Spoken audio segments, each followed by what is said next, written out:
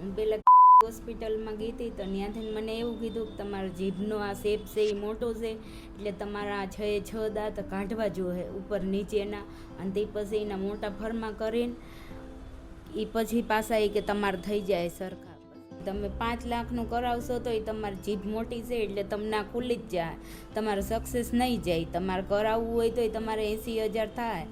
તો પછી મને અહીંયા જોશીપરામાં હતા તો ત્યાંથી નહીં મને ના પાડવી કે આ સક્સેસ થાય જ નહીં, તમારે મેરેજ થઈ ગયા છે, હવે તમારે શું જરૂર છે આ કરાવવાની, આમાં દુખાવો થાય, આમાં બધું થાય ને તમારે સહન નહીં થાય. પછી મારા દાંત તો બહાર આવતા જ હતા, જગ્યા ખોલી, પછી હું આમ સ્માઇલ કરું તો આમ સારું ન લાગે, આમ ખરાબ લાગતું હતું.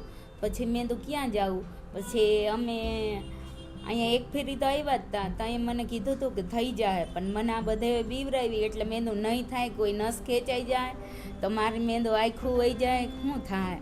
પછી અમે પાછા આવ્યા 1 વર્ષ પછી. તો તમે સરસ કરી દીધું ને મને વિશ્વાસ નહોતો કે આ બધું થાય મારાથી, કે 2 વર્ષનું કીધું હતું ને 15 મહિનામાં તો થઈ ગયું. એટલે સરસ કામ છે તમારું, અને સરસ જ મને રિઝલ્ટ આવ્યું છે.